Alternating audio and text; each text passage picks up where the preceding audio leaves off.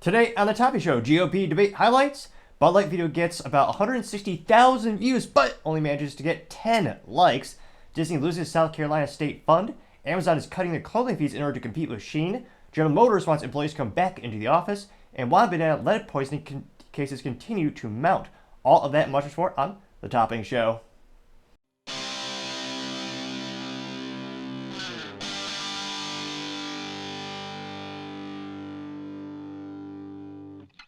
Thank you everyone for taking the time to tune in today. Today's episode of the Topping Show is sponsored by Topping Technologies. Topping Technologies is an IT value-added reseller and services company with a special proficiency in IT security. Heck, I see their founder at least twice a day. Guy says quite handsome and brilliant. He's me, you see, that's the joke. If you're an IT leader or a business owner, you can reach the team at sales@toppingtechnologies.com. Also, we're trying to get to 4,000 subscribers by the end of December, so if you could click that button, I would greatly appreciate it. Now, going over to the business part of the podcast, you have Amazon cutting clothing reseller fees in order to compete with Shein. Now, that is one of the most simplest and beautiful things of capitalism is competition creates the best opportunities for customers and the end users. Now, Shein is a China-based fashion apparel clothing e-commerce company. They're growing exponentially and eating up market share. Now, granted, it's still small relative to Amazon, but they are, as the youth might say, up and coming. So, in order to try to compete with them, Amazon has to make it more, give a little bit more incentive for clothing designers to actually sell on Amazon's platform. Now, this comes to us thanks to rookie Shein on LinkedIn, and they noted that Amazon is specifically cutting the seller fees for clothing priced under $20 in what they say is a move to compete against China's fastest fashion-based company Shein. Now, beginning in January, seller fees on clothing cheaper than $15 will drop to 5%, and items priced from $15 to $20 will drop to 10%. Both fees will have been 17%. Jeez Louise. That is a pretty penny. No, granted, nowadays pennies are trash. It's 99.99% zinc. But a vintage pretty penny perhaps is more accurate since those are actually made of real copper and were actually worth something. Now, they also know that Shein shifted its focus past summer from its branded apparel to an Amazon-like e-commerce marketplace using third-party vendors to sell a vast variety of products. Now, they did also say that insider intelligence reports that Amazon dominates the e-commerce in the United States with 33% of all online sales, 6 times more than its closer competitor, Walmart. I mean, 6 times, actually, it almost doesn't sound enough. Anecdotally speaking, I'm the only person I know of who's actually used Walmart.com to buy something. Well, what did I buy? It was a random tent panel for one of the IT events we were hosting. We bought a tent with our logo on it, and we wanted to put up the panels on it. And one of my friends said, check Walmart out. And truth be told, they had what we needed. Those extra little panels that you pop on the side of the tent. And they came ahead of schedule with free shipping. So, small sample size, but it worked pretty good for me. And I didn't have to pay for Walmart Plus or XY Banana Falcon or whatever they call their premium subscription service. Now, it'll be interesting to see. Shein is very much focused on fashion in particular.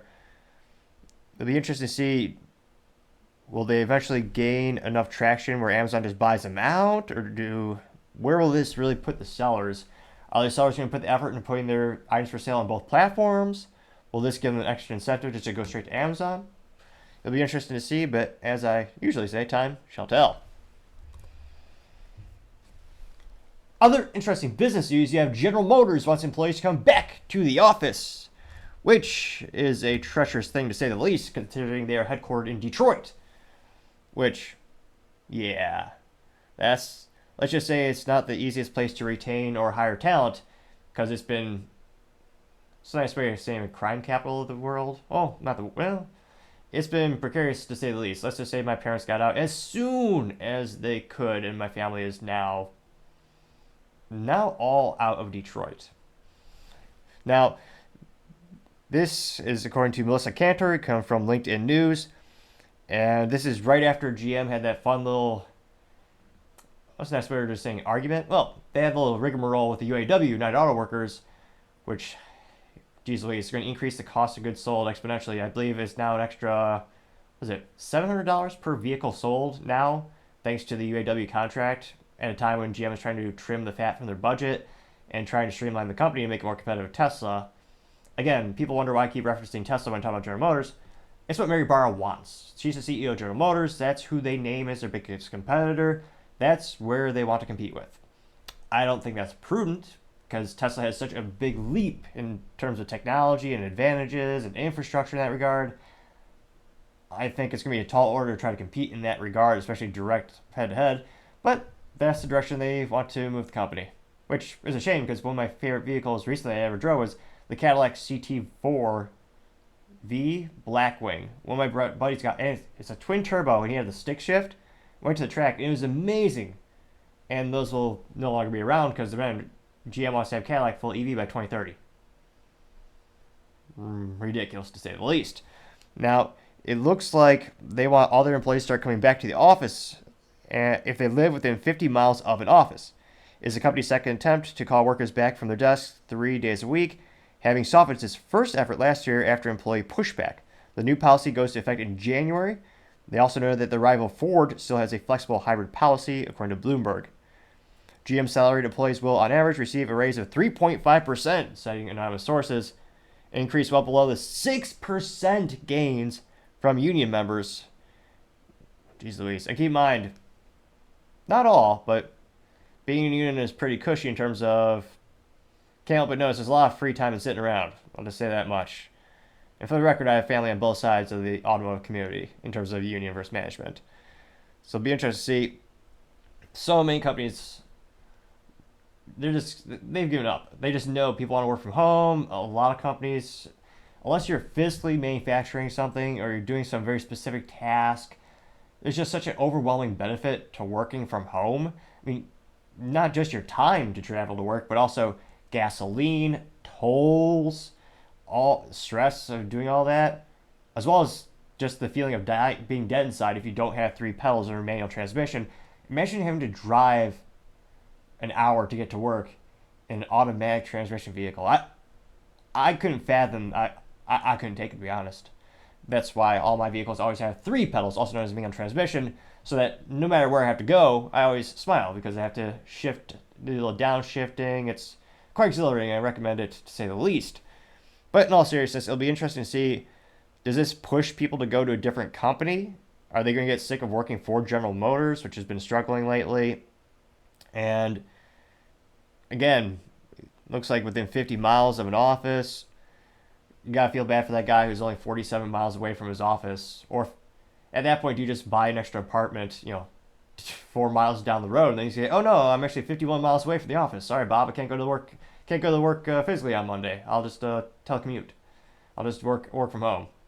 Let me know, would you quit your job today if they forced you to come back to the office 5 days a week, or even just 3 days a week? I would be fascinated to hear what you have to say. Now, going over to the culture part of the podcast, you have Disney losing South Carolina state funds as the state will divest. Now, this is coming from the Gazette, specifically, looks like here, Zachary Halsenkack, Washington Examiner. They noted that South Carolina announces the state is divesting from Disney over the Twitter spat. So because Disney, in terms of the business blunder of the century, decided to get involved in politics and inserting sexual themes into children's films and animation, it's a far cry of what it used to be. And Walt Disney's, his whole dream for the company has fallen far from that. And because of that, they've alienated about half of the U.S. market. More truth be told, probably half of the global market, since on average, I think a lot of topics are, when it comes to politics, usually 50-50 on average. And because of that, Disney decided, all right, well, we're going to withdraw our funds from Twitter because we claim they're anti-Semitic, because Media Matters is calling Elon anti-Semitic, which is ridiculous to say the least, and they're just trying to bully him to acquiesce to give into censorship. Now, specifically, they know that, quote, South Carolina state funds will no longer be tied to Disney as Republicans blast the company for pulling ads from X, formerly known as Twitter. South Carolina State Treasurer Curtis Loftus announced last Tuesday that Walt Disney Company is being removed from the Palmetto State's approved investment list.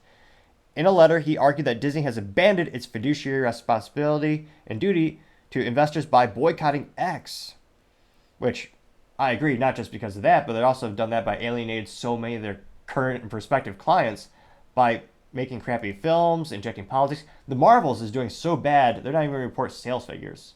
That's the one where they had 3 female leads for the superhero movie. And it has won. It did win an award as being the worst Marvel film of all time, physically speaking. Although, let's be honest, it's probably the worst in terms of the story as well. Now, it looks like Loftus Office portfolio also has about 105 million of Disney debt instruments that will mature as scheduled and will not be replaced, according to the treasurer. Loftus said he will focus on the equity portfolio in the coming weeks. He continued to say, quote, Disney has abandoned its fiduciary responsibilities to its investors and customers by joining far-left activists in boycotting legal, tax-paying, employment-created corporations to further Disney's political agenda, unquote. That, again, was in a statement from Mr. Loftus. Loftus also bashed the company over CEO Bob Iger's pulling of advertising on X. The Twitter's owner, Elon Musk, has been embroiled in a firestorm over X and raised eyebrows when he rebuked pulling ads from it. And of course, you have Elon infamously saying, quote, don't advertise. If someone is going to blackmail me with advertising, blackmail me with money, go F yourself. Go F yourself. Is that clear? I hope it is. Hi, Bob, unquote. Where he specifically was calling out Bob Iger in the audience, which was priceless to say the least. And these are going to have a huge domino effect or a ripple effect. Because again, a lot of these state funds, there's a lot we can do as individuals in terms of, let's say you and a family member have a retirement fund and you're taking money and you're investing in different companies. Now, the bigger effect is when you have some of these state funds, these state investments, where they're huge. And when they start to pull their money, that maybe, and again, this is just one instance, I don't think this is going to be enough to actually make Disney acquiesce to doing intelligent things again. But if more and more states follow Q, it may. Let me know in the comments, but I think there could be a small sliver of hope for Disney. Perhaps. Well, probably not. Probably not really. But maybe. Probably not. But nevertheless, as I always say, time shall tell. Other interesting cultural news, you have a Bud Light video getting about 160,000 views and getting about 10 likes. Now, oopsies. Going here really quick. Good old pop-ups. Now, a little loud as usual. Now, this looks like it's...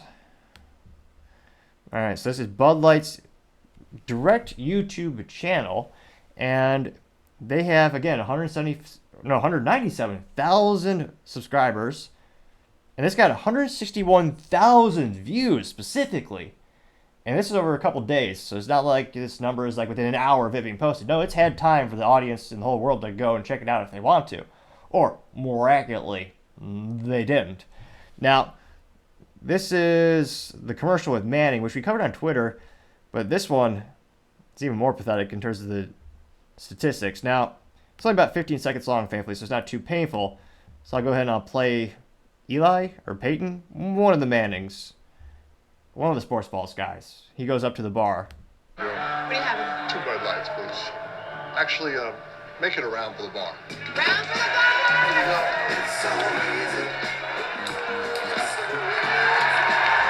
There you go. Would anyone ever really be happy if they won? Or they just got a free Bud Light at a bar? Like, these people are cheering like they won the lottery. It's Bud Light, folks. It's technically not toxic waste, I believe.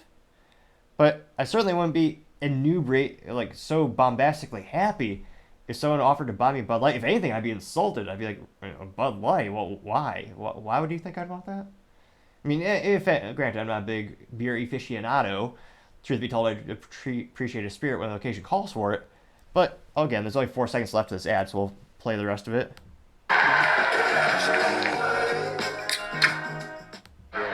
And then they throw beers across the whole bar. And I forget the other guy. I think his name is Emmett. Emmett Smith, the other Sports Balls player.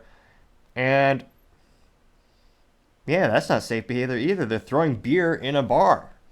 Though, presumably, Peyton?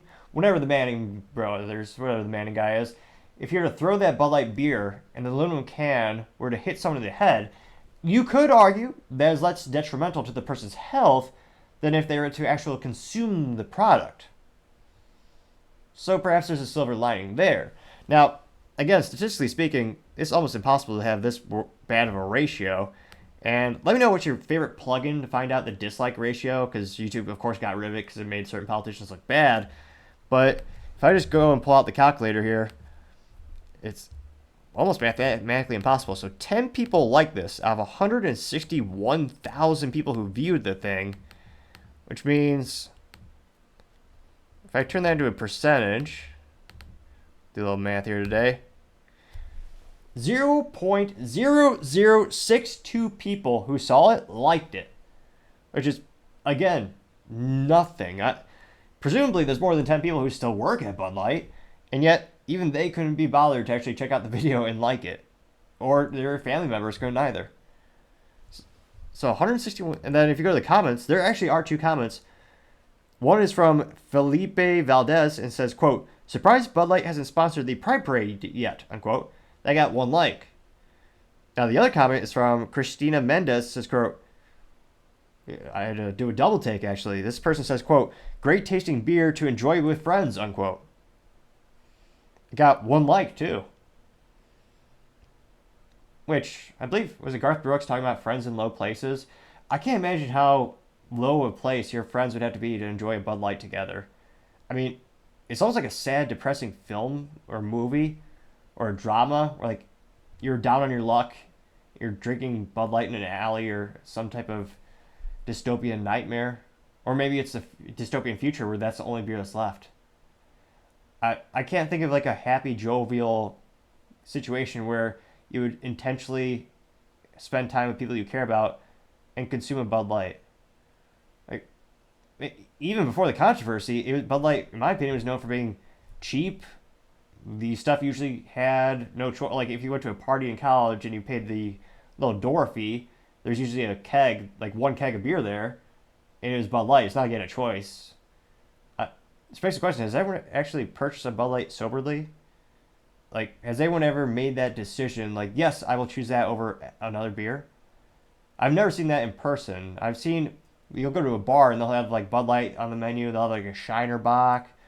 And truth be told, last time we hosted an IT event at a sports balls game, granted a small sample size, about 13 prospective clients, everyone got, not specs, everyone got a couple of different beers, but overwhelmingly, they chose Shiner beer. Not a single person chose Bud Light. But that's just that small use case. Again, culturally speaking, Bud Light is continuing to shoot themselves in the foot, though perhaps, probably worse than Ron DeSantis shooting himself in the high-heeled boot. But it'll be interesting to see, does this ever turn around their decline in sales? I mean, people love them sports balls, and these are famous sports balls players, apparently. So maybe this will help bring back the fans? I'm pretty pessimistic, but that's just me. Be fascinated to hear what you have to say. Now, going over to the political part of the podcast, if I could speak, that would usually help. Going over to the political part of the podcast, you have Vivek Ramaswamy's top 5 GOP debate highlights from December 6th. Now, it is also appreciated that, unlike some candidates, Vivek's team actually puts, or him, I'm not sure, it's his personal not LinkedIn, his personal Twitter, but it is interesting how some of their candidates, I don't know if they're either too lazy or too inept, they can't just put a highlight reel together, which I think is pretty insightful because, as the word implies, highlight, it's what the individual believes are their top moments. It's what's showing the topics they care about the most. Maybe it's the top zingers that they got in. It gives you a little bit of insight into their perspective.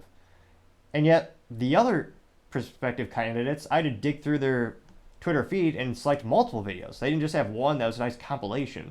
So I appreciate Vivek actually being a little bit more concise and putting a video together for us. And it went, got about 200,000 views in the first couple hours of posting, 4.9 thousand likes.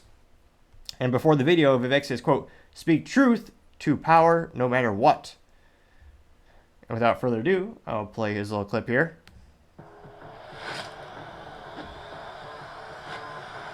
And I think that's what people need to know. Nikki is corrupt. This is a woman who will send your kids to die so she can buy a bigger house. If you want somebody who's going to speak truth to power, then vote for somebody who's going to speak the truth to you. Why am I the only person on the stage, at least, who can say that January 6th now does look like it was an inside job? That the government lied to us for 20 years about Saudi Arabia's involvement in 9/11. That the Great Replacement theory is not some grand right-wing conspiracy theory, but a basic statement of the Democratic Party's platform. That the 2020 election was indeed stolen by big tech. That the 2016 election, the one that Trump won for sure, was also one that was stolen from him by the national security establishment that actually put up the Trump-Russia collusion hoax that they knew was false. There's a reason why I'm the only person on the stage who can say these things. That's what it's going to take, not people who are licking his boots one time and now Monday morning quarterbacking and criticizing when it's convenient. Roasted. This is a very personal issue to our family. I wanted to take actually a minute to recognize my wife who's here today. Badass surgeon. She did a bunch of cases with cancer survivors earlier today, flew here to be tonight. We'll be back at 7 a.m. in Columbus, Ohio tomorrow, taking care of those patients in the OR. And on the front lines of people who have actually not swallowed for years. And here's something that's awful that's happening in our healthcare system. They'll pay for anything like feeding tubes, doctors to be pill pushers, but for the procedures that can actually make these patients better, we have a broken healthcare system that doesn't pay for it. My wife Apoorva, in many cases, does not get paid for those procedures. She does them anyway because it's the right thing to do. But that does not work system-wide. So here's the answer. We don't have a healthcare system in this country. We have a sick care system. We need to start having diverse insurance options in a competitive marketplace that cover actual health, preventative medicine, diet, exercise, lifestyle, and otherwise. And here's how we deliver that. End the antitrust exemptions for health insurance companies. That's where the competitive marketplace begins. That's crony capitalism, and that's the answer. Foreign policy experience is not the same as foreign policy wisdom. I want everybody at home to know that I was the first person to say we need a reasonable peace deal in Ukraine. Now a lot of the neocons are quietly coming along to that position, with the exceptions of Nikki Haley and Joe Biden, who still support this, what I believe is pointless war in Ukraine. And I think those with foreign policy experience, one thing that Joe Biden and Nikki Haley have in common is that neither of them could even state for you 3 provinces in eastern Ukraine that they want to send our troops to actually fight for. Look at that. This is what I want people to understand. These people have, I mean, she has no idea what the hell the names of those provinces are, but she wants to... Nikki Haley looks like a deer in headlights. Debatably as intelligent. Send our sons and daughters and our troops and our military equipment to go fight it. So reject this myth that they've been selling you, that somebody had a cup of coffee stint at the UN and then makes $8 million after, has real foreign policy experience. It takes an outsider to see this through. Look at the blank expression. She doesn't know the names of the provinces that she wants to actually fight for. And there's her puppet masters right there. The donors right there that are playing like the puppet masters. I'll use this to just address a topic we didn't talk about tonight, but I think is one of the most important topics that needs to be discussed. That is this climate change agenda that is shackling this country like a set of handcuffs. I said it the first debate, and I stand by it. The climate change agenda is a hoax because it has nothing to do with the climate. That's what we have to see. 98% reduction in the climate disaster-related deaths in the last century. 8 times as many people are going to die of cold temperatures this year than warm ones. Yet against that backdrop, there's an issue coming up in Iowa. It's core to Iowa farmers. I met Kim Junker, Kathy Stockdale, and other farmers who are about to have a carbon capture pipeline built across their land using eminent domain to do it. That's unconstitutional and it's wrong. And if you thought COVID was bad, what's coming with this climate agenda is far worse. We should not be bending the knee to this new religion. That is what it is. It is a substitute for a modern religion. We are flogging ourselves and losing our modern way of life, bowing to this new god of climate, and that will end on my watch. Thank you, Ambassador Haley. Question or authenticity. And I think that's deeper here. We were just talking about the trans issue. This is a symptom of a deeper cancer in American life. Identity politics.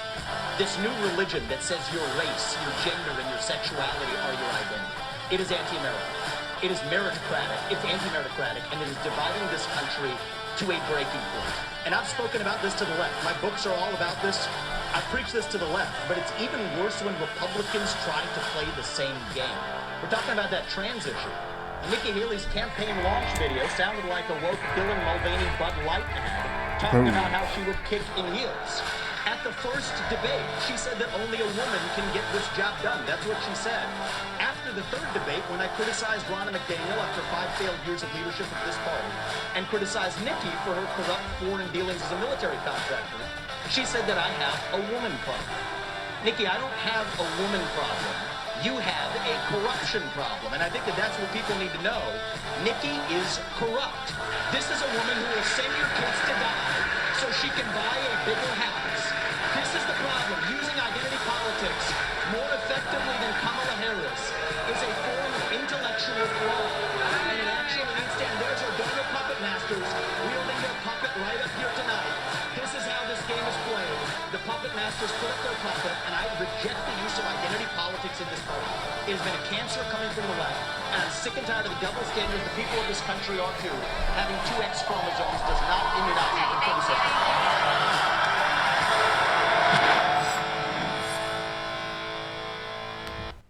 Great music. You gotta find a way to pump it up a little bit. And I think it is clever, or it's a good move on the political chessboard for him to go after Nikki Haley, because again, that's the person who's consistently ahead of him in the polls more often than not, and that's someone who's been going up in the polls. Now, Ron DeSantis is one of those instances where the odds are he'll just crash and burn on his own. I mean, again, DeSantis started at high 30 percentile.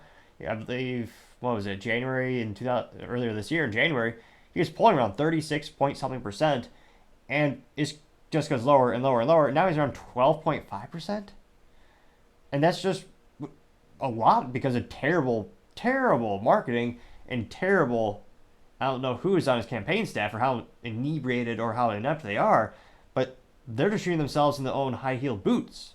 So realistically, I don't think Vivek really needs to have to really go after DeSantis too much. But Nikki Haley is one who is increasing in the polls, and I think it is prudent for him to go after her. Now, interestingly enough, do you think most of the comments here will be positive to Vivek's post, or as nostalgic people might call it, his tweet? Just dive in the comments to find out. Let's see. Classic Groy P says, quote, "Let's be real, this was Vivek's top moment." And there's a picture that says, quote, "While Vivek Ramaswamy just stated that the Great Replacement is not a conspiracy theory but a government policy, time to mainstream this discussion across the West," unquote. That got 78 likes.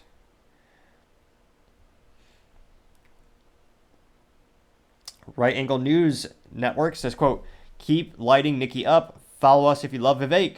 And there's a picture of Vivek holding up his paper that literally said, "Nikki equals corrupt." They got 50 likes. And pretty brilliant marketing on his part, because he knew that was going to become a viral meme. And he even held the paper perfectly so that it would become one. Which, again, a big part of politics, and shoot, some things in life, when it comes to just advertising of high fructose corn syrup drinks, a lot of it is name recognition, having the brand out there, having it be more and more recognizable, being at the forefront of your mind. Let's see here. News Nomad replied saying, quote, "Having excess," or I guess this is he replied a quote of Vivek. So again, News Nomad says, quote, "Having XX chromosomes doesn't immunize you from criticism," unquote. Got 45 likes. Stephen Hasty says, quote, "Truth is a treason in the empire of lies," unquote. Ron Paul, 25 likes. Glenn says, quote, "Great debate last night, Vivek," unquote, getting 22 likes. Hunter Larson says, quote, "I never paid attention to Vivek until last night. I switched from Team DeSantis to Team Ramaswamy. Both great options to go up against the head honcho himself, D.J.T. Unquote, got 29 likes. Joy Manzarano says, quote, "You bulldozed them," unquote, getting 83 likes.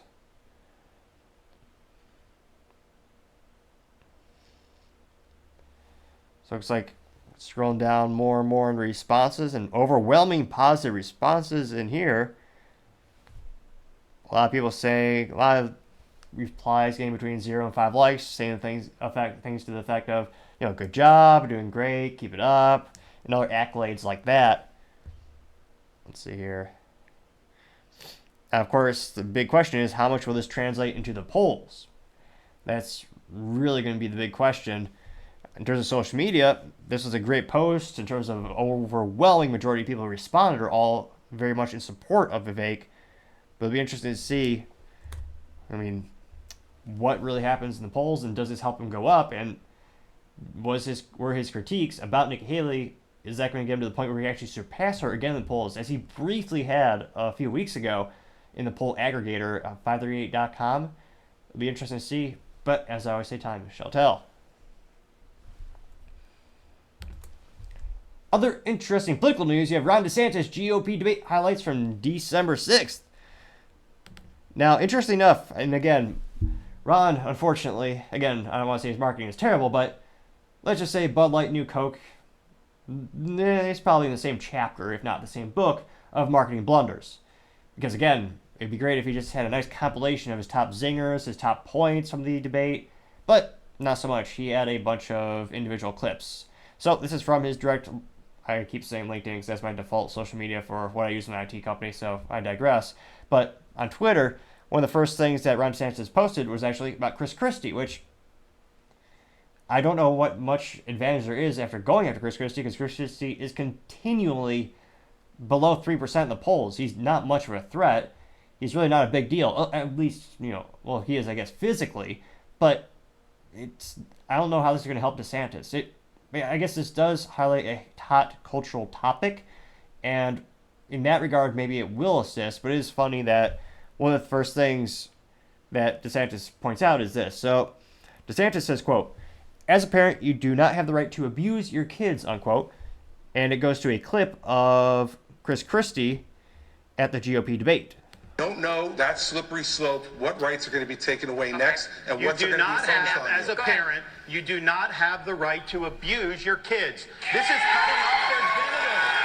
This is mutilating these minors. These are irreversible procedures, and this is something that other countries in Europe, like Sweden, once they started doing it, they saw it did incalculable damage. They've shut it down. I signed legislation in Florida banning the mutilation of minors because it is wrong. We cannot allow this to happen in this country. And I know Chris disagrees with me, and I think he has an honest position. Nikki disagrees with me. She opposes the bill that we did to ban that. She said the law shouldn't get involved with it. You said the law shouldn't get involved with it. She also, though, I think, and this flows from what she did as governor of South Carolina, they had a bill to try to say that men shouldn't go into girls' bathrooms. And she killed that bill, and she bragged that she killed that bill. Even to this day, she bragged that. I don't think men should be going into little girls' bathrooms. I think it's wrong, and I think we have every right to protect them from that. I stand corrected. That was actually pretty good by Ron DeSantis. Let's see here. And it's interesting, again, I don't know what Christie is doing in terms of, well, most likely he's just fighting to get a cabinet in the Democratic Party. But it is astonishing, well, I guess not too, it shouldn't be, but it is, that Chris Christie, or anyone publicly, is against those types of policies, in terms of Chris Christie saying, oh no, you shouldn't be allowed to do those things to your children. Now, that clip got 222,000 views and 5.1 thousand likes. And the first comment comes from Newspeak Colony. Interesting name. This person says, quote, "I have no kids, and yet this is still one of the most important issues for me. Any Republican that feels the quote-unquote law cannot interfere with child abuse no more deserves to be called conservative, let alone our nominee," unquote. Got 44 likes. Someone by the name of Jessica says, quote, "It is literally irreversible damage. Every parent needs to read this book," unquote. Got 49 likes, and it was a picture of the book by Abigail Shriver, or Schreier, I apologize if that's not the way you pronounce her name, in which she talks about, the book is called Irreversible Damage, and it is called The Transgender Craze Seducing Our Daughters. And I know that book went viral, I believe it came out about a year ago. Let's see here. The comedian says, quote, "Exactly, leave the kids alone," and it is a picture of the Terminator saying the LGBTQIA agenda, and under the desk hiding his children. And it got 53 likes. Let's see what other comments we got here. Restore Sandy 2024 says Terminator Ron, and his picture of, I think it's Terminator 2 with Arnold saying, of course, I'm the Terminator, got 22 likes. Which is pretty, I don't know, that might be the first time I heard that. Terminator Ron. Interesting. Let's see. Sherry Tanner says, quote, wow, DeSantis is smart enough and strong enough to clean up this country. He will stop the woke agendas against our innocent children. Unquote, getting 12 likes. Let's see here. What the hell? Gotta love advertisements on the Twitter. Although this week, later this week, I'll probably upgrade it.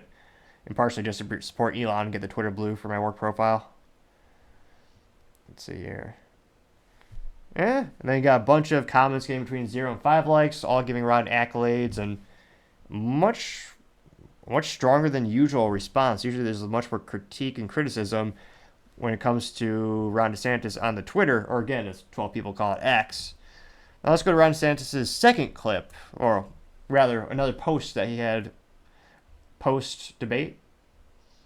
And this is about 47 seconds long, and Ron DeSantis says, quote, I stood up for little girls, Nikki Haley didn't. And without further ado. And this shows how hypocritical Ron continues to be. When he was running for governor and they asked him about that, he said he didn't think bathroom bills were a good use of his time. You can go look that up. I signed a bathroom bill in Florida, so But that's you said- obviously no. not true.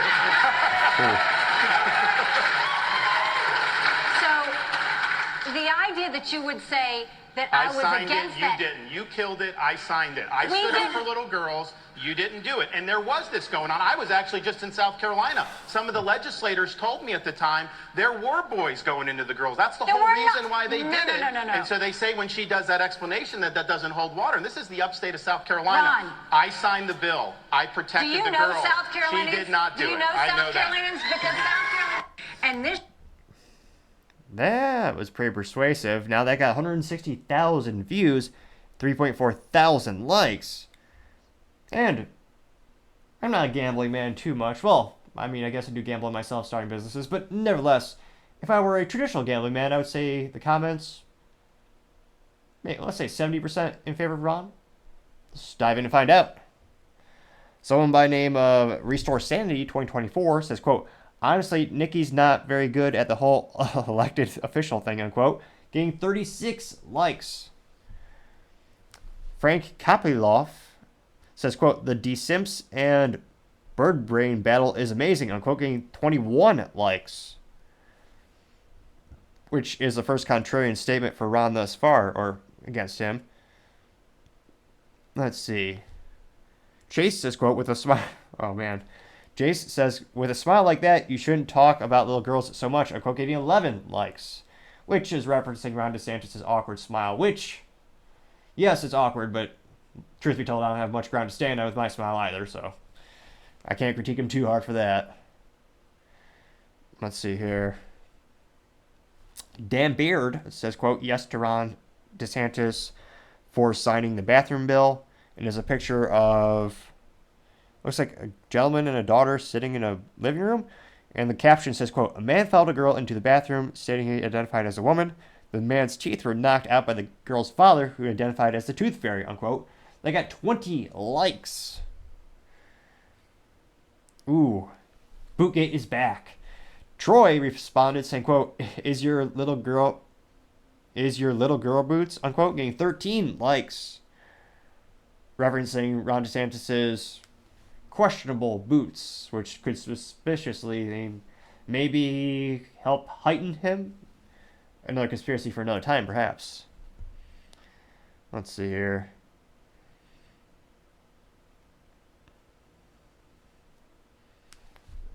Oh, this is a very popular contrarian statement.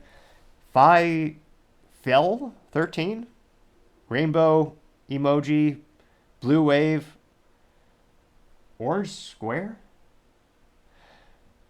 I mean, I know I'm not as young as hip as I used to be, but what on earth does an orange square mean now? Now I have to know. What's the internet say? What is a orange square emoji mean? Oh, okay. It is used to represent a warning or caution. Really?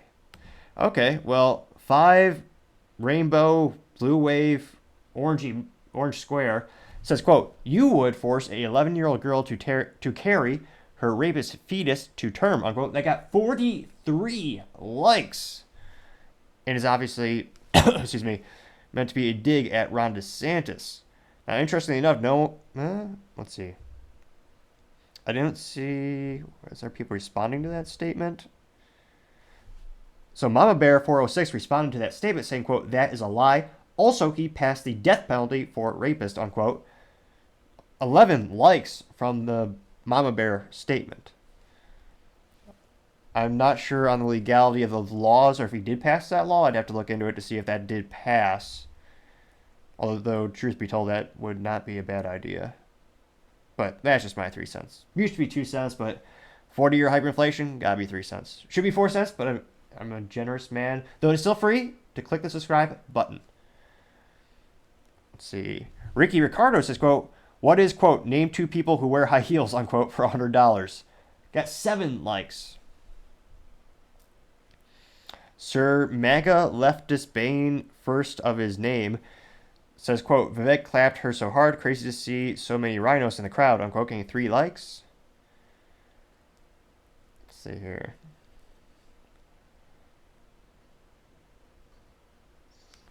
I don't know who this is, but Suzanne Cooking Mama says, quote, can we talk about your close friends, the Zeglers, unquote, getting 18 likes.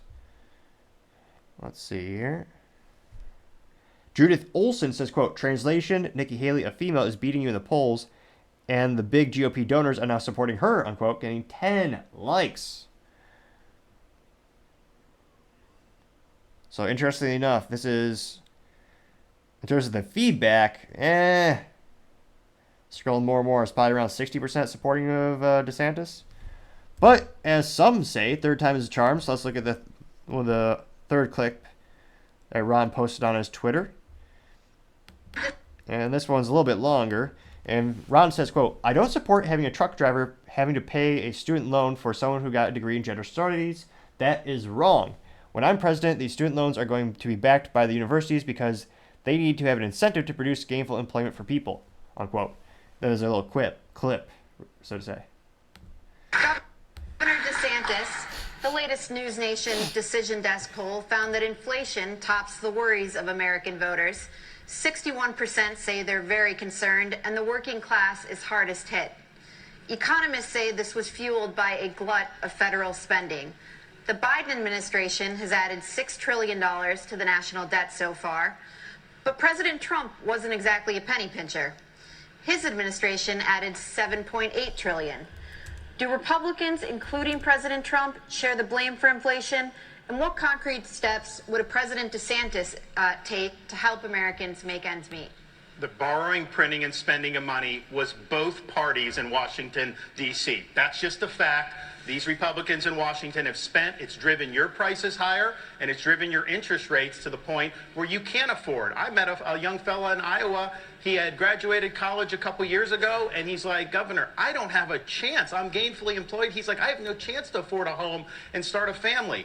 That is taking the American dream away from people. So we're going to get the inflation down. We're going to get the interest rates down. We are going to reduce spending, and I will be willing to veto, and I vetoed a lot as governor of Florida, and we'll do that. We're also going to open up all of our domestic energy for production. Lower your gas prices, lower the price of fuel.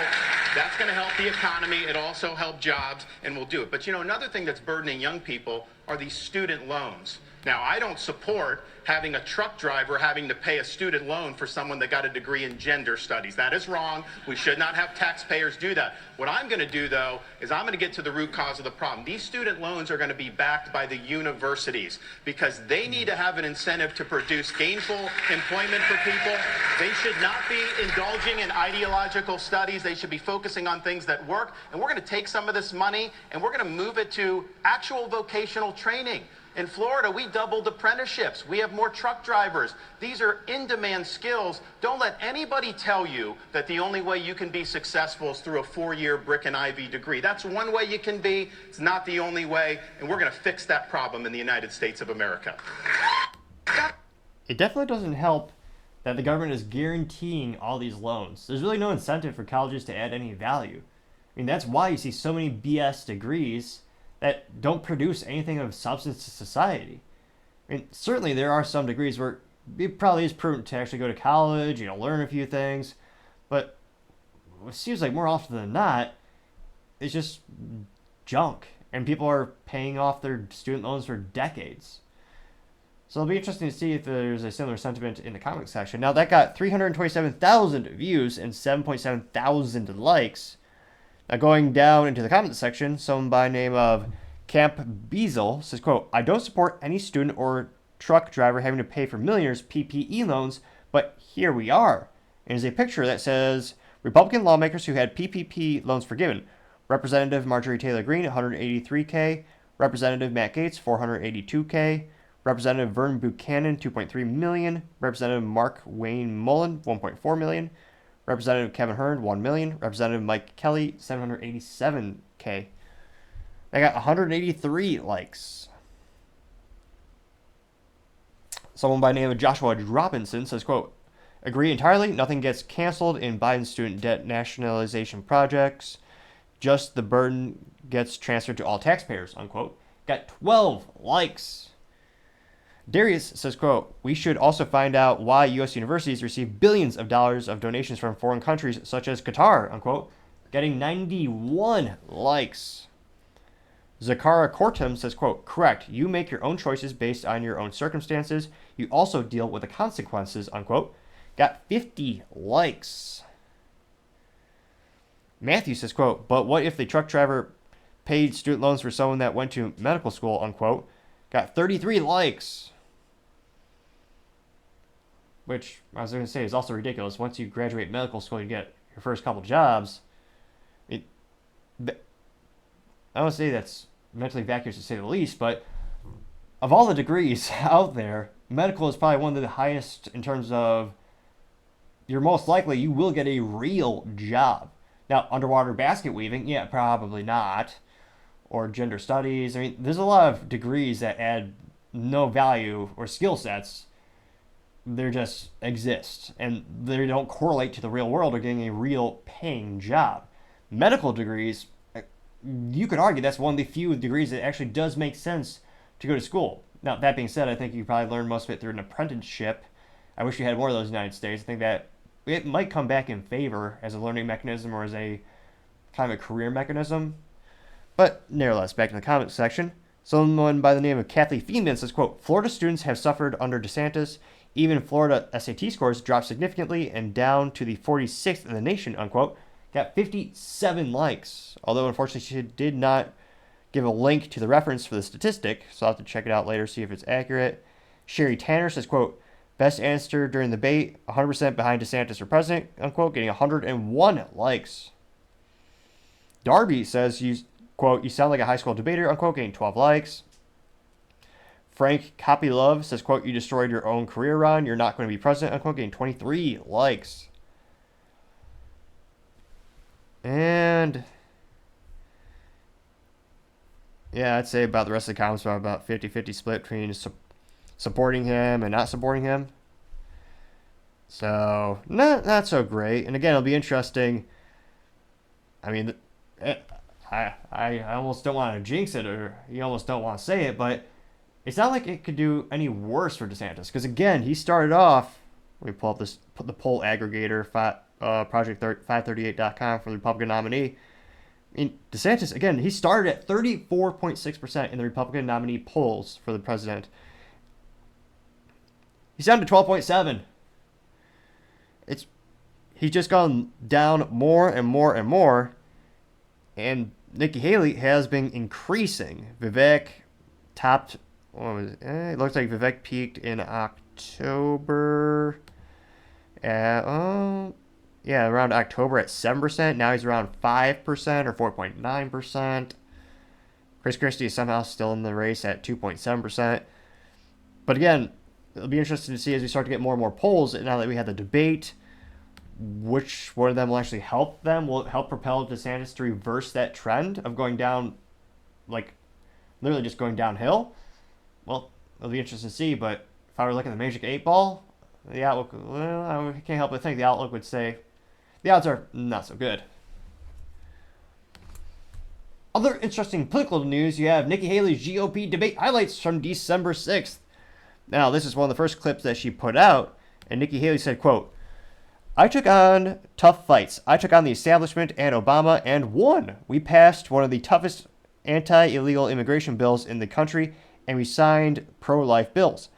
I've been proud of my conservative record. Join our movement, and let's make Joe Biden a one-term president," unquote. And I got 47,000 views and 684 likes. I have been a conservative fighter all my life. I was a Tea Party candidate when I became governor. We opposed every single corporate bailout we possibly could. We passed tort reform. We passed one of the toughest illegal immigration laws in the country. We passed pro-life bills. We moved in unemployment from 11% to 3%. We took on the unions, and we took on Obama when it came to the unions, the Syrian refugees, and everything in between. And so I've had a fight. And so as much as Ron says that, that's not true. But when it comes to these corporate people that want to suddenly support us, we'll take it. But I don't ask them what their policies are. They ask me what my policies are. And I tell them what it is. Sometimes they agree with me, sometimes they don't. Some don't like how tough I am on China. Some don't like the fact that I've signed pro-life bills. Some don't like the fact that I may oppose corporate bailouts. That doesn't matter. That's who I am. And that's why the most conservative grassroots group in the country, Americans for Prosperity, endorsed me last week. All right, interesting statement. Let's see if people actually agree with it. Going to the comments section. One of the first comments is from I Abject, and the person says, "You're an embarrassment," and they respond with what looks like to be a clip of Nikki. For every 30 minutes that someone watches TikTok, every day, they become 17% more anti-Semitic. What? Where does she get that statistic from? I can't fathom that being true. And again, perhaps, yeah, that's just ridiculous. That got 79 likes, though, and that was one of the top responses thus far. Alex Solver is another response. He says simply, quote, "Please withdraw from the race. Fraud," unquote, getting 48 likes. Andrew McPolin says, quote, "You're an establishment. How can you take it on?" unquote, getting 60 likes. Snake Eyes says, quote, "I've never seen anyone get ratioed as much as Nikki. It's beyond entertaining," unquote, getting 45 likes. Man, fact check. Technically, Chris Christie, no one gets ratioed better than him. There's actually a phenomenon we coined on the show called the Chris Christie effect, in which he had 0 positive responses to his tweet. It's a phenomenon that has happened twice. I scrolled through the whole responses from his tweet, and there's 2 instances where not a single person said a positive thing back, which is mathematically impossible, I know, which is why it's so fascinating. But it looks like there's probably 1 or 2 positive statements here for Nikki. I mean, we haven't seen them yet. Let's see if we can find one positive one. Maybe they do exist. Jay Banks says, quote, "I took on the establishment." Laughy emoji got 79 likes. Okay, so that's not positive. Donika says, quote, "You sound like you're trying to take Netanyahu's place and not Biden's. We should deport you," unquote, getting 26 likes. Carly Atkinson says, quote, "You're a Democrat," unquote, getting 71 likes. Latoshiha says, quote, "The more you talk, the more you actually repel people. Why don't you try Sounds for a Change?" unquote, getting 29 likes. Will Harder says, quote, "You're essentially a Democrat. You'd get us in to 10 new wars while funding the police state," unquote, getting 73 likes. Saram says, quote, "She is an embarrassment. She is a Democrat. She should quit this race. Vivek smoked her out," getting 30 likes. Total Myth today on the Ministry of Truth simply posted a picture of Vivek holding his little, what do you call it, legal pad that says Nikki equals corrupt. Got 61 likes. Let's see here. Let's see here.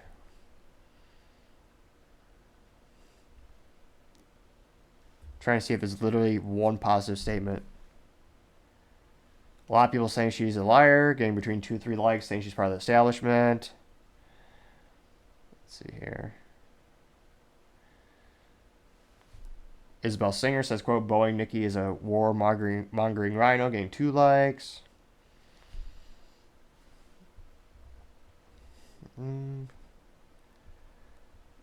Going more and more in the comments section. Alan Finch says, quote, you support transgenderism, unquote, getting 4 likes. Let's see. A lot of people noting RGains8806 says, quote, you have lost my vote. Your support of BlackRock and your stance on gays has you done in. Very disappointing, and I will not send another dime. Plus, I'm from South Carolina. I saw some signs recently on things, but I tried to look past. I'm done, unquote. Getting 2 likes. A lot of people saying LOL, Nikki equals corrupt. A lot of people saying she caves to corporate interest every time. See here. A lot of people saying just switch parties, go away. Clown emojis, clown emojis. People saying how she can't reference any of the actual provinces in Ukraine. A lot of people saying she has plans to start World War III. Let's see. This may very well be a Christie effect, folks, where she has not a single positive response. Last Beat Industries simply says name the Ukraine provinces. A lot of people saying Vivek exposed that you're a fraud. A lot of people saying name the Ukraine province, because she did freeze like a deer in the headlights when Vivek asked that question, because of course she can't. Let's see here. Getting to the point where these responses don't even have likes. So far down in the comment section, we have been sliding. Show more responses. A lot of people having AI make a picture of, oh, that's horrifying, a compilation or an amalgamation of Nikki Haley and Hillary Clinton. Ugh. And it says Nikki Clinton, 2024, proud to be an establishment Democrat endorsed. 11 likes.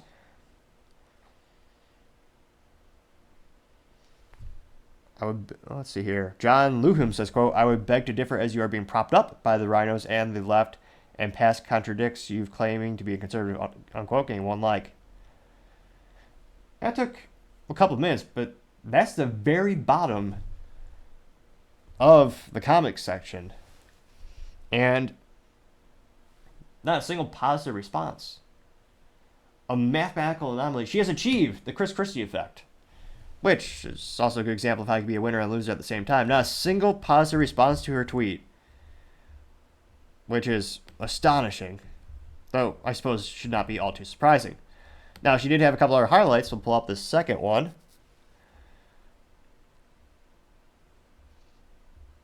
And this one, thankfully, is much shorter. This comes actually from Americans for Prosperity Action, which obviously endorses and supports her. And they say before the clip, this is a positive vision that will defeat Joe Biden and restore the American dream. We have to stop the chaos, but you can't defeat Democrat chaos with Republican chaos. And that's what Donald Trump gives us. My approach is different. No drama, no vendettas, no whining. We have to. Thankfully, that was a lot shorter than it seemed to be. Well, let's see here. Now, going to the comics section. Let's see here. We got 90,000 views and 584 likes. First response comes from Dave LJM. Says, quote, delete your account, unquote, getting 123 likes. Andy Barr says you're dreaming, unquote, getting 18 likes. Robert J. Salvar says, quote, cut off genitals of children if the parents say it's cool, unquote, getting 60 likes, which is a reference to her saying, oh, the government shouldn't stop that. Todd Freeman says, quote, this is why she is not the person for the job. She only says Iran, China, Russia, war. What about the citizens of the USA? Nothing, unquote, getting 85 likes. Tyler Motes says, quote, but plenty of gaslighting her supporters on transitioning kids, men and women's places, and he good buddies over in China, unquote, getting 23 likes. Based Jazz simply says abort, getting 16 likes. Let's see. Kodiak Bear says, quote, who actually likes Nikki? Why? I honestly don't. I actually want to know what makes her an attractive candidate, unquote, getting 98 likes. Someone by the name of Truth did a response in which they had Vivek photoshopped in terms of holding up the paper that said Nikki was corrupt. They changed it so it says, I'm not a serious person. And that got 31 likes. So, interestingly enough, she did not, again, achieve the Christie effect in which not a single positive response was made into her original tweet. Because this one, it looks, at least this one is one that's against Vivek and not against her, interestingly enough. Now, as I continue to scroll down, a lot of people pejoratively calling out her track record. So, I mean, don't get me wrong. As a youth might say, she was still viscerally ratioed. And, again, I've no idea how this is actually going to help her in the polls. Santa's got a Twitter? All right. Well, Santa says, quote, she got absolutely destroyed by Vivek. Laughy emoji. That got 48 likes. And if Santa said it must be true. Anna Macare also says, then why are Democrats donating money to her? I don't trust her motives. I'm getting 33 likes. So, again, I don't think it's going to help her too much in the polls. She had been increasing, and she is getting a lot of funding, which, again, is a key component to how you win presidential debates, or not just debates, but nominees and winning elections these days. So it'll be interesting to see how do all these actions translate to the polls. Does it actually help her as she has increased over the past couple of months? But it'll be interesting to see what the final effect is after the debate. Or more accurately, after we have some more polls post-debate. Other interesting political news, you have Christie GOP debate from highlights from December 6th. And of course, he uses it to talk about Trump in nauseam, because that, of course he does. Partially because there are prospective Republican voters who do not like Trump, who are looking for something to vote for, so they'll vote for Chris Christie. And also because I suspect, let's be honest, Chris Christie is probably just trying to put himself in a position where he'll get some type of either cabinet position in the Democratic Party or some type of nominee or some type of cushy do-nothing job. Just because, again, all his talking points seem to be from the left. I can't. He has to know he's not seriously going to win the Republican primary. He's consistently below 3% in the polls.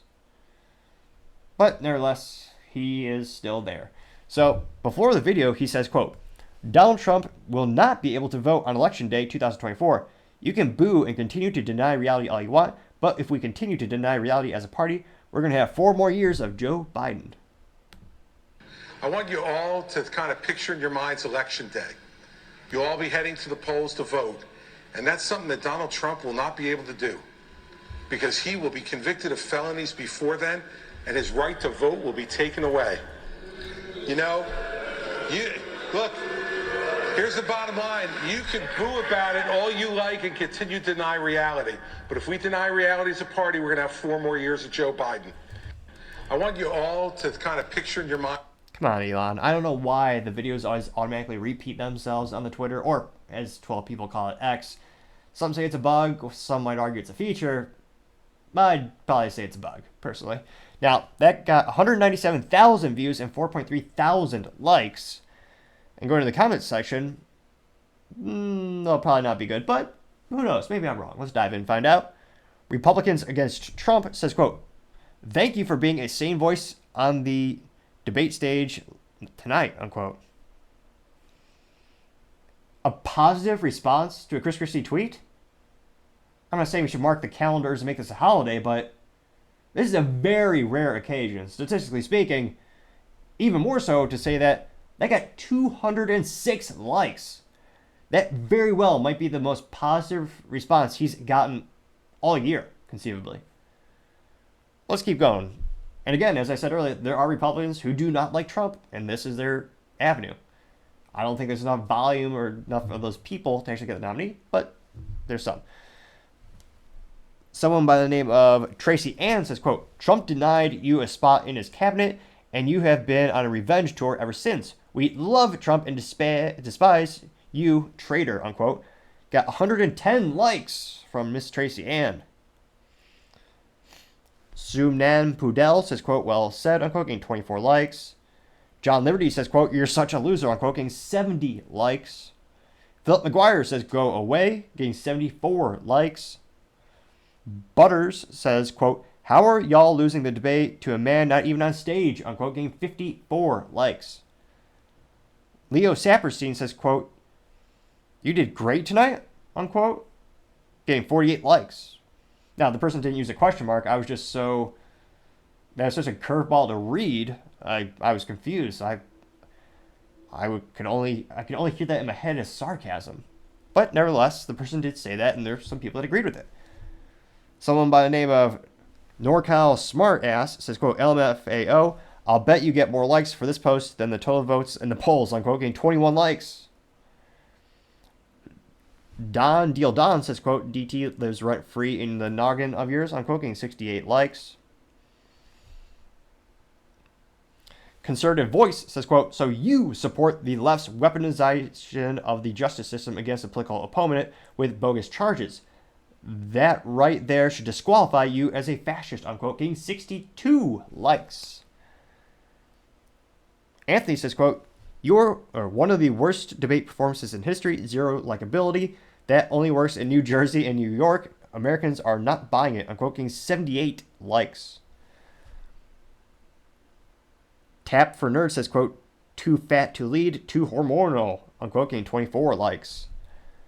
And a lot of emojis of, what is that? Porky the Pig from Looney Tunes, I think? I forget that caricature from back in the day. And a lot of people saying Vivek 2024, Trump 2024 in the comments. As youth might say, he was fairly ratioed.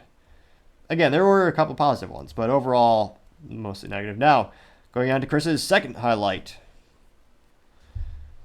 Now, he says, and of course, well, thankfully this is only a 9-second song, and hopefully he has some unique, it is always a little annoying when they have text and the video.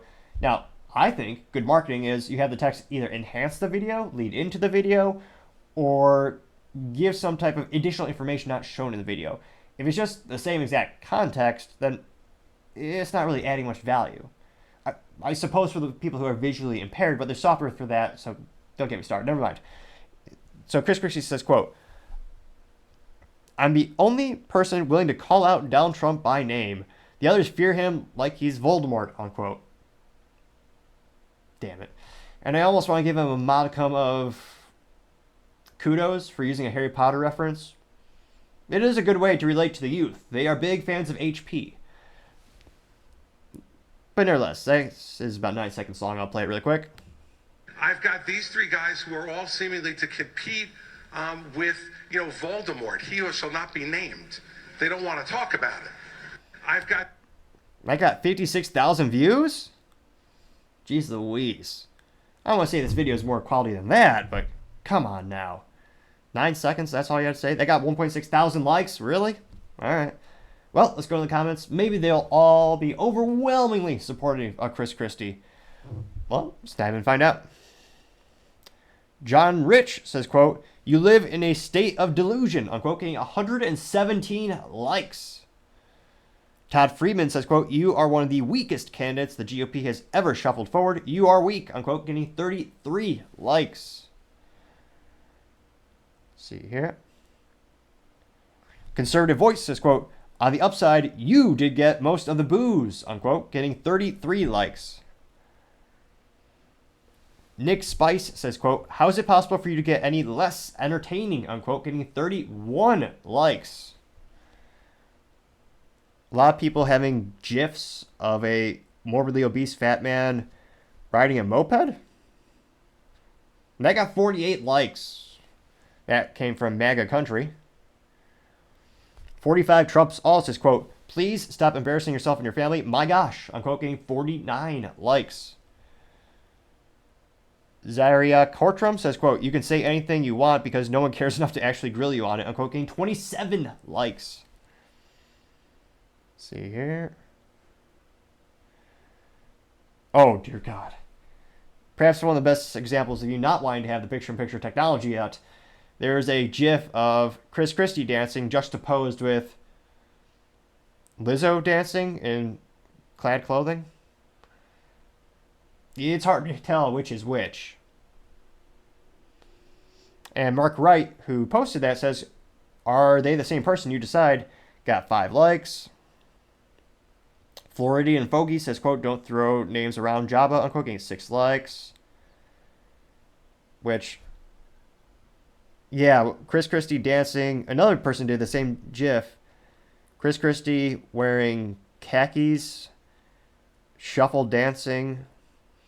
Again, does he not have anyone in advertising or marketing, or does he not have a PR team? Who would allow that? I can't fathom who would think that'd be a good idea to increase his brand value or his likability index. Well, we'll scroll down and see if there's anything else. A lot of people responding with the clown emoji. Let's see. A lot of people saying how Donald Trump lives in his head rent-free.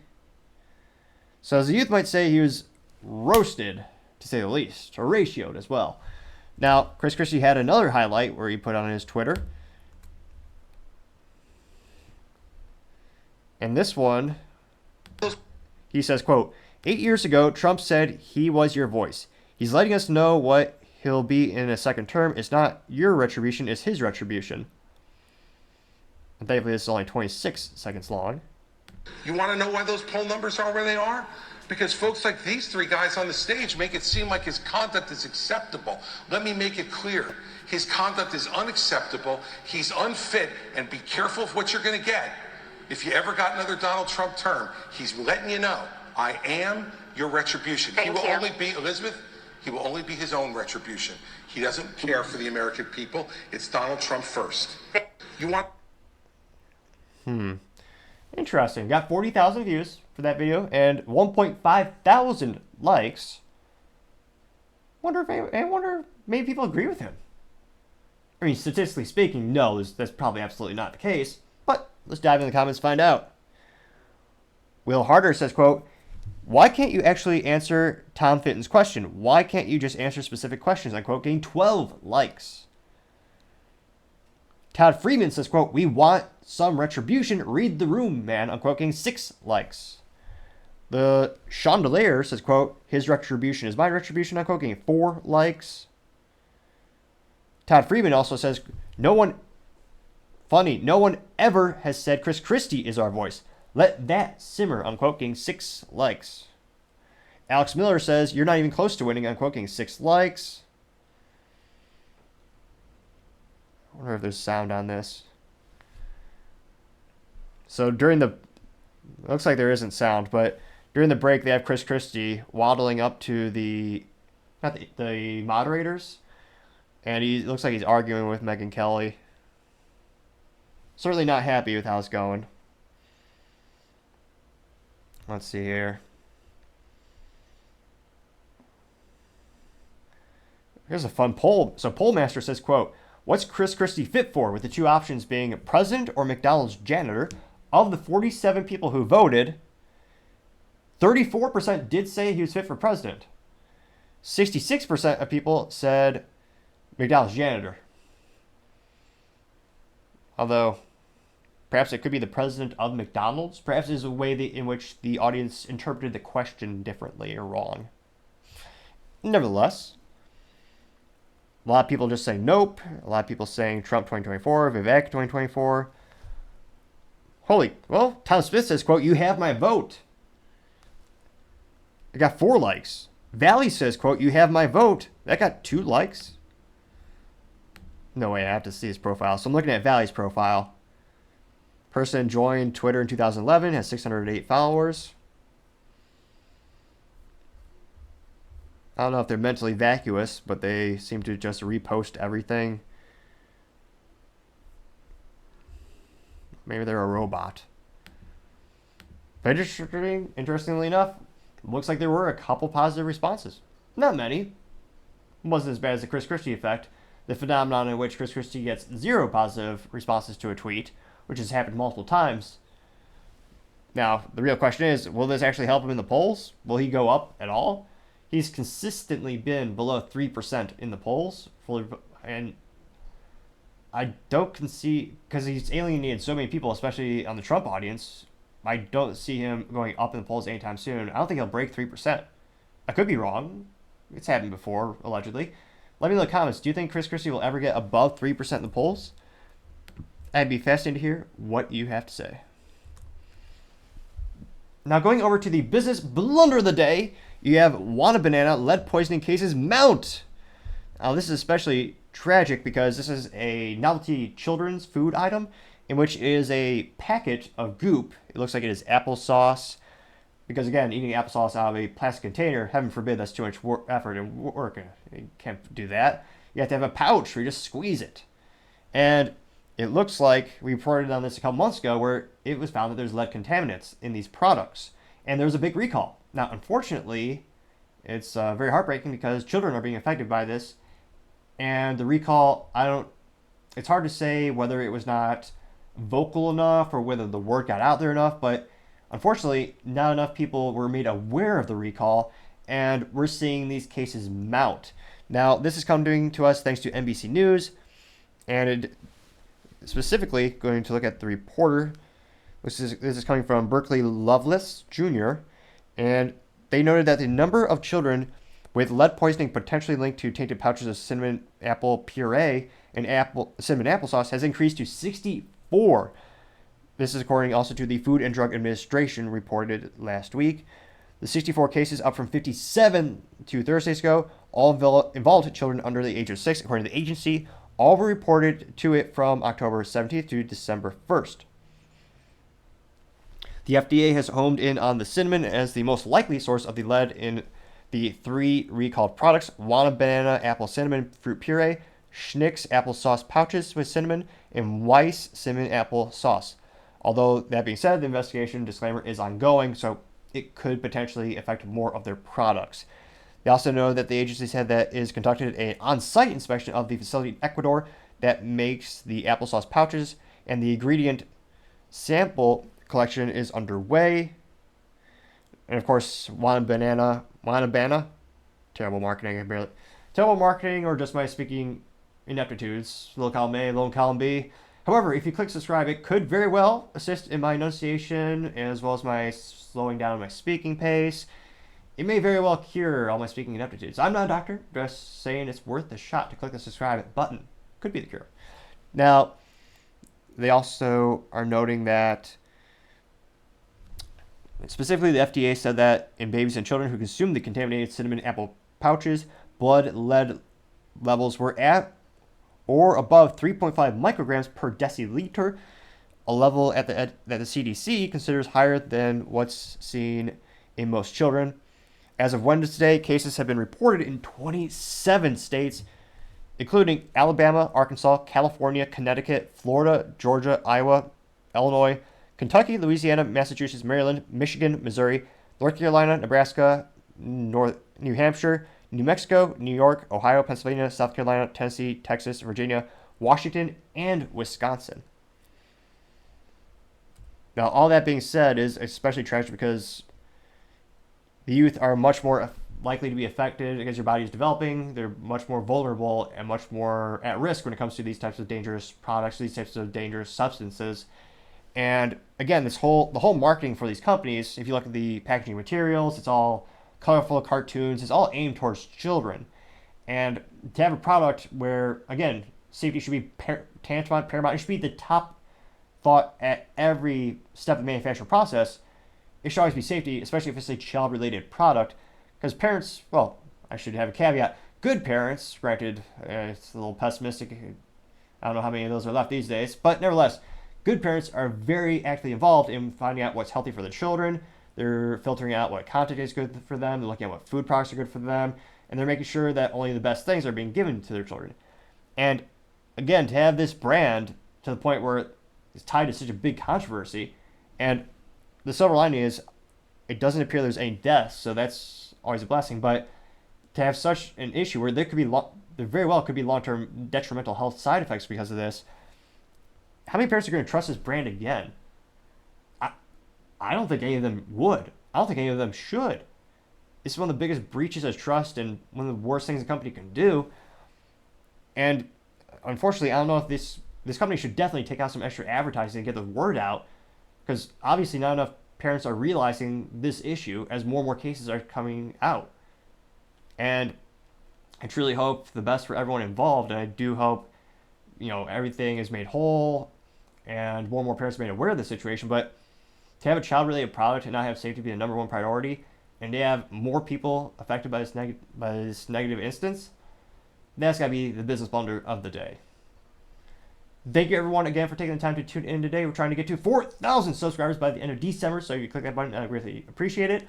Also, leaving a comment is a great way to give me some feedback. Let me know how I can make the show better and better. Lastly, don't forget to take time to tell your family, tell your friends, tell your coworkers, heck, tell your enemies, tell anyone and everyone. Just stay safe and fight the good fight.